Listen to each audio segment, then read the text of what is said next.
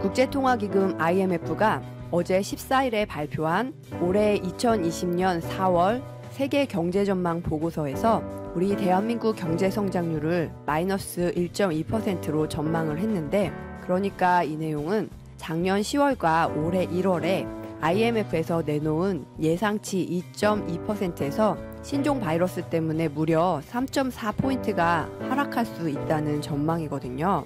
더구나 올해 우리나라 경제가 마이너스 성장을 기록할 수 있다는 예상이라는 건데, 우리나라 경제가 마이너스 성장을 기록했던 적은 제2차 석유 파동이 있었던 1980년에 마이너스 1.7%, 그리고 IMF 외환 위기 시절인 1998년엔 마이너스 5.5%를 기록했던 적이 있었는데요.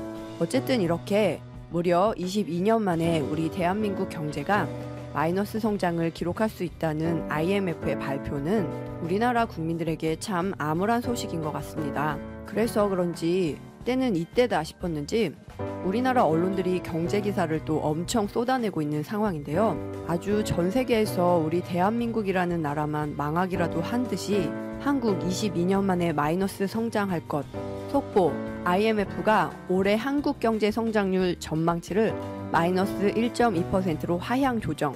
이렇게 모든 언론들이 아주 문재인 정부 때문에 망했어 이렇게 떠들어대고 있는데, 그런데 이 IMF 발표를 잘 보면은 미국이나 영국, 프랑스, 이탈리아 등등 지금 유엔에 가입된 나라들만 해도 193개 나라거든요.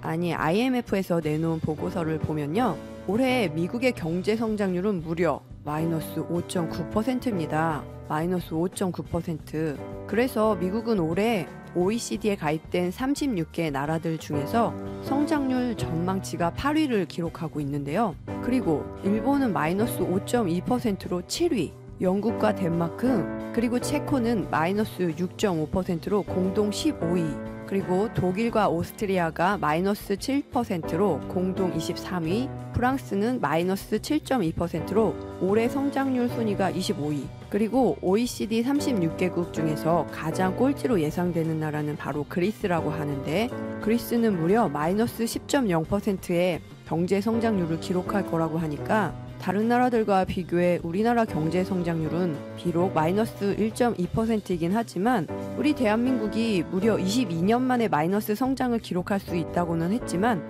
그래도 IMF에서 발표한 우리나라 올해 2020년 경제 성장률 전망치는 세계 1위라는 겁니다. 세계 1위. 그쵸?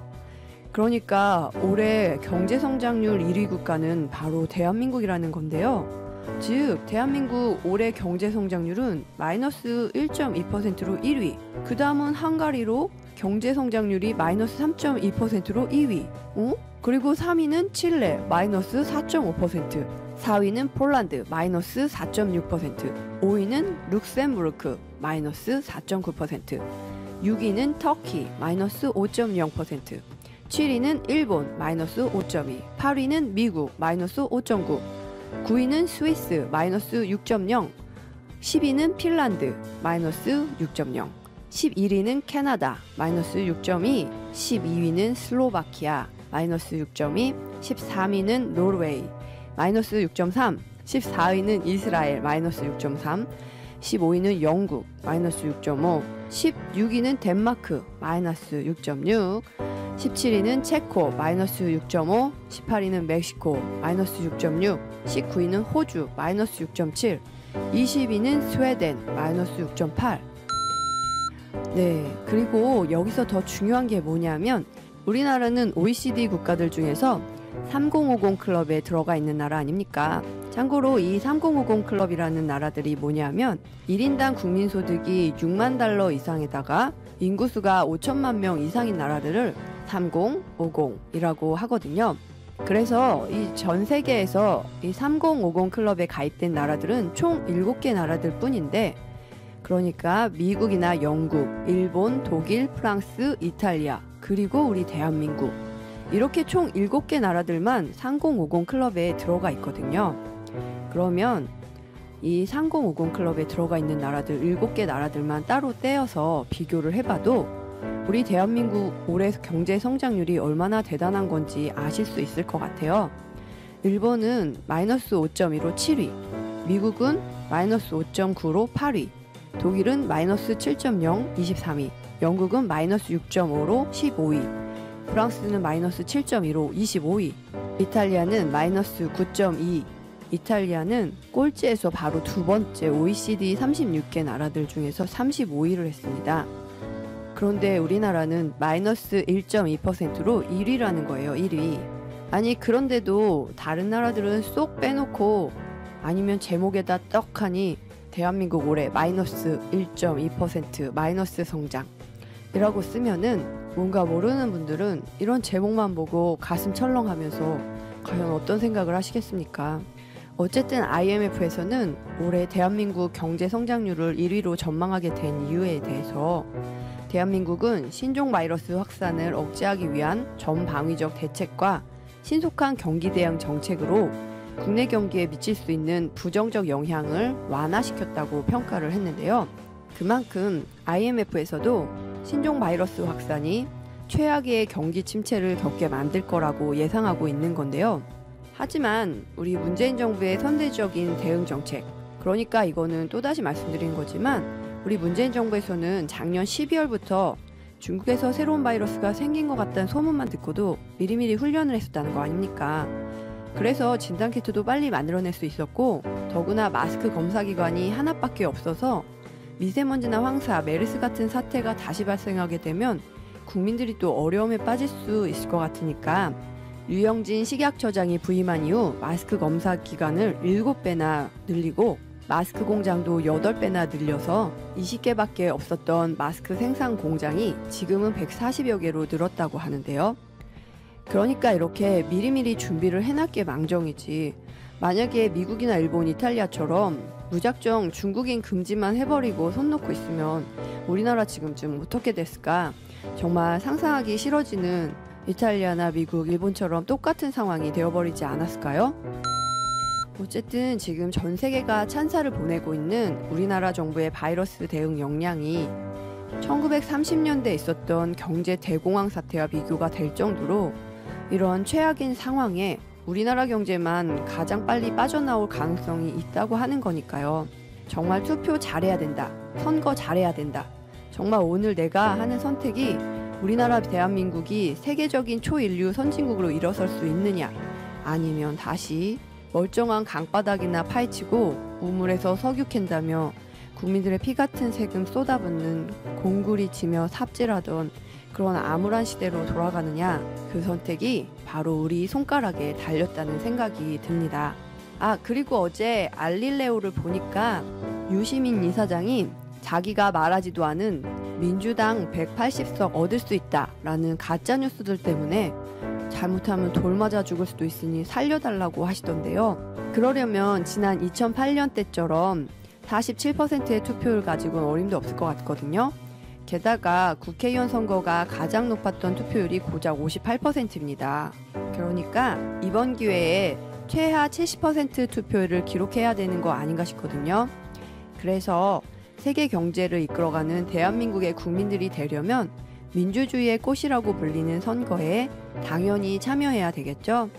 그래서 유시민 일병 꼭 살려주시기 바랍니다. 그럼 끝까지 들어주셔서 감사드리고 좋은 의견 있으시면 댓글 많이 남겨주세요. 감사합니다. 한번 정중히 부탁드리면서 들어가 보겠습니다. 오늘은 먼저 화면에 띄어진 이 자랑스러운 또 한국의 소식이 떠서 이 주제 한번 다뤄보고요. 그 다음에 화면에 적혀 있진 않았지만 가입자분이 이제 한전 KPS 한전의 자회사죠. 그 회사에 대해서 이제 기업 개요 정도 구독자분들이랑 공유를 하고 싶다 해가지고 그 내용 뒤에 붙여서 한번 진행해 보도록 하겠습니다. 뭐 늦은 새벽에 또 갑자기 녹화를 하게 돼서 조금 두서는 없을 것 같아요. 제가 뭐 깔끔하게 정리해서 하는 건 아닌데 그래도 어떤 팩트, 사실관계에 근거해가지고 공식적인 발표 내용만 전해드리도록 하겠습니다. 그래서 뭐 구글 AI 분이 혹시 보신다면 그 민감한 이슈 관련된 내용이지만 정부 공식 발표 그리고 미국 공식 발표 내용만, 외교부 발표 내용만 제가 전달해 드린다는 점 참고해서 이제 노란딱지 심사를 해주셨으면 하고요. 들어가 보죠. 이 도널드 트럼프 미국 대통령이 요청한 한국산 코로나19 진단 키트가 14일 미국 수출기래. 이게 2차예요. 1차는 이미 10일 날 갔고요. 진단 키트를 이제 미국으로 이렇게 대량 수출하는 어떤 포지션은 지금 처음이다. 그 미국 식품의약국, 그러니까 FDA 사전 승인에 대해서도 논란이 있었는데 결국에 아무튼 받았고, 그 다음에 이제 수출 계약이 끝난 3개 업체 중에 2개 업체 진단 키트가 이 화물기를 타고 이제 미국으로 간다. 이렇게 이해하시면 될 것 같습니다. 이번 게 2회차가 60만회 분량이고요. 그 다음에 제가 75만회라고 써놓은 거는 10일날 이미 1차 분이 15만회 분량이 수출이 됐어요. 그러니까 두 개를 합치면 미국으로 지금 우리나라의 진단키트가 75만회 보내진다. 이것은 정부, 외교부 그리고 미국의 공식 발표 내용에 근거해서 제가 말씀을 드리는 겁니다. 트럼프 대통령이 이제 우리나라 대통령과 전화 통화해서 진단키트 지원을 공식적으로 요청을 했고, 한국 내 3개 업체 제품이 이제 미국 FDA 사전 승인을 획득을 했고요. 이거 공식적으로 확인된 내용이고요. 그래서 수출이 가능해져서 이제 1차, 2차에 의해서 물론 그전에도 긴급 사용 신청을 하면 물론 수출은 일부 됩니다. 근데 어쨌든 공식적으로 이제 승인도 났고 해서 앞으로 계속 추가 수출이 진행될 것이다. 이렇게 이해를 하시면 뭐 크게 틀리지 않을 것으로 생각이 됩니다. 트럼프 미국의 입장은 한국 파트너들이 미국의 이런 테스트 확보를 지원하는 데에 대해서 그러니까 즉 미국인을 지원하는 데에 대해서 굉장히 감사하다라고 이제 덧붙였다. 뭐 요 정도로 보시면 됩니다. 지금 뭐 이 미국만 그렇고 전 세계적으로 보면 한국의 진단 키트가 지금 770만회 검사할 수 있는 물량이 지금 수출이 되고 있어요. 그러니까 어마어마한 분량이죠. 이거를 제가 지금 뭐 주식, 테마주 이런 성격으로 말씀드리는 게 아니라 분명히 세계인의 어떤 건강을 보호하고 생명을 지키는데 우리나라 기업들이 이제 힘을 쓰고 있다. 770만 회 분량이 가고 있고 전 세계에서 패권 국가, 가장 위대한 국가라는 미국에도 미국도 우리나라한테 요청을 해가지고 우리나라가 수출을 하고 있다. 이것은 분명한 사실이기 때문에 이 자랑스러운 내용을 전해드리는 것 뿐이지 이게 주식 내용으로 또 이해를 하시면 안 됩니다. 혹시나 이제 그런 분들이 가끔 있을 수 있어서. 그리고 이제 미국만 그럼 요청하는 거냐, 제가 770만 회라는 부분에 있어서도 이미 언급을 드렸죠. 그러니까 미국만이 아니라 한 10배 분량이 세계로 나가고 있고, 그래서 일부 제가 회사 이름을 일부러 이제 좀 언급을 안 드리고요. 어떤 업체는 유럽에도 지금 진단시약을 공급하고 있어요. 지금 13억 원 정도 계약 규모로 지금 3차 공급을 하는 걸로 알고 있습니다. 독일에 본사를 둔 신랩이라는 곳에 또 3차 공급을 하고 있고, 이 업체의 이제 의견에 따르면 미국, 호주, 영국, 독일, 포르투갈, 덴마크, 핀란드, 불가리아, 체코, 프랑스, 오스트리아, 러시아, 뭐 멕시코, 브라질, 아르헨티나 뭐 계속 갑니다. 그러니까 뭐 제가 20개국이라고 써놨는데 20개국 이상의 어떤 정부 나라에서 공식적인 구매 요청, 그러니까 어떤 일개 민간 업체에서 구매 요청이 오는 게 아니라 공식적으로 각국의 정부에서 지금 한국 거 쓸 수 없냐 이렇게 공식 요청이 오고 있다. 그리고 이 업체는 제가 지금 일부러 이름은 그냥 괜한 높아심에 언급 안 드리는데 다 아실 거예요. 미국 정부 비축물자 공급업체로도 등록이 돼서 지금 장기 계약을 하고 있는 거고요. 하고 있는 업체고, 이 업체도 이제 15만 명 분에 이제 포함된 그 업체입니다. 그래서 아무튼 이제 유럽, 뭐 포르투갈, 독일 이런 쪽으로도 다 가고 있다. 그리고 요청이 다른 나라에서도 계속 들어오고 있다. 그리고 뭔가 이제 뭐라고 해야 되죠? 770만 개 지금인데 더 확대되고 있다. 라는 정도 뭐 이제 이해하면 이 내용에 대해서 크게 틀린 게 이해하는 건 아닐 것 같습니다. 이 세 개 업체가 이제 네임은 다 아실 텐데 어떤 것도 뭐 공식적으로 확인해 줄 수는 없다. 이게 아무래도 굉장히 예민한 분야이고 실제로도 테마성으로 주식이 많이 움직이고 있어서 기업에서는 이제 뭐라고 해야 되죠? 좀 많이 꺼리고 있는데 어떤 대답을 근데 공식적으로 이제 우리나라 정부 그리고 미국 정부에서 15만 건 1차 수출 그리고 60만 건 2차 수출에 대해서는 확인이 됐고 이제 뭐 예를 들면 브리핑에서도 윤태호 중앙사고수습본부 방역총괄 반장이죠. 정부 사람인데 이제 이렇게 수출됐다. 그리고 60만에도 간다. 이렇게 확인을 해줬습니다. 뭐 해리 해리슨 이제 주한 미국 대사도 진단키트 제공에 대해서 인천국제공항에 적재돼서 지금 미국으로의 운송이 되고 있다. 아주 감사하다. 외교부에 감사하다라는 말을 직접 우리나라 정부에 전하기도 했습니다. 이 정도면 뭐 더 이상 이게 뭐 공식적으로 당연히 확인된 걸로 다들 이해하실 거라고 생각이 되고. 그 다음에 이제 두 번째 이슈죠. 이제 우리 돈 되는 라디오 멤버십 가입자분이 한전 KPS라는 회사에 대해서 이제 간단한 어떤 기업 개요 정도 뭐라고 해야 되죠? 전해주라 뭐 이런 말을 이제 전해주셨는데 이 한전 KPS라는 회사는 결국에 이제 한전이라는 공기업의 자회사다라고 볼 수 있는데 이 회사는 뭐라고 해야 되지? 이익이 고성장하는 기업은 아니에요. 근데 안정적인 캐시플로우가 있고 그 다음에 망할 리는 없는 회사죠. 한전도 마찬가지지만 근데 저는 한전이라는 회사를 사실 그렇게 선호하진 않습니다. 왜냐면 유가에 의해서 굉장히 흔들리거든요. 그리고 한전 KPS는 뭐 다른 회사도 그거에 자유로울 수가 없어요. 그래서 유가라는 것을 어떤 한 개인이 예측하는 데 있어서 굉장히 한계점이 높기 때문에 별로 그렇게 선호하진 않지만 그냥 기업 개요 정도를 쭉 전해드리면 고성장하진 않지만 안정적인 캐시플로우가 존재하고 해외 사업 그리고 대외 사업이 지금 성장하고 있어요. 그래서 유틸리티 업종 내에서는 배당 수익률도 꽤 괜찮고요.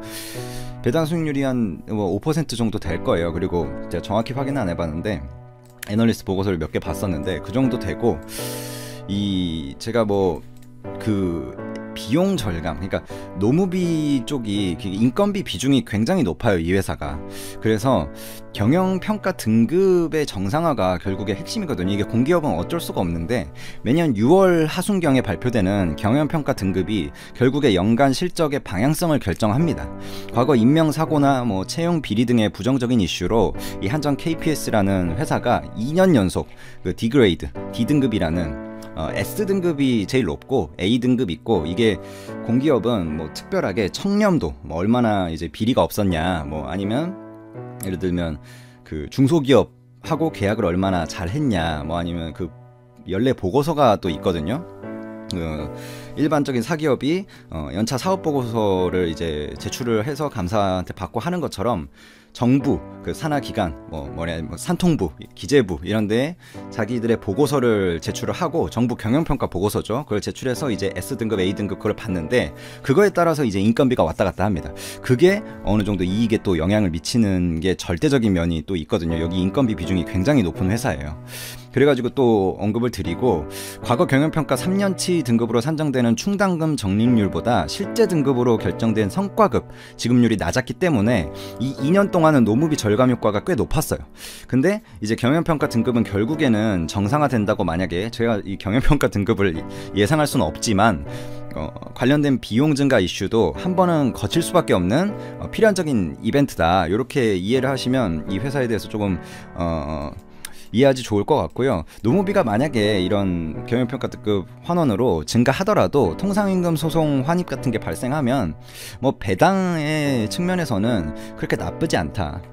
그리고 작년 4분기 매출액 같은 거 보면 3,781억 원, 그러니까 전년 대비 한 2.2% 정도 감소했는데 원자력은 원자력 정비기술센터 매출액이 감소했고 그러니까 좀 소폭 부진했고요. 화력은 애방정비, 개보수 이런 것들이 있잖아요.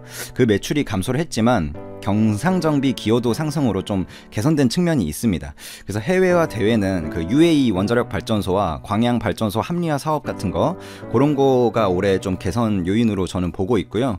영업이익도 좀 감소를 했는데 퇴직급 충당부채 계상분 증가랑 일회성 비용이 있었어요. 그리고 노무비는 또 감소를 효과가 이렇게 좀 서로 희석이 된 걸 감안하면 나름 견조하다 이렇게 보시면 될 것 같습니다.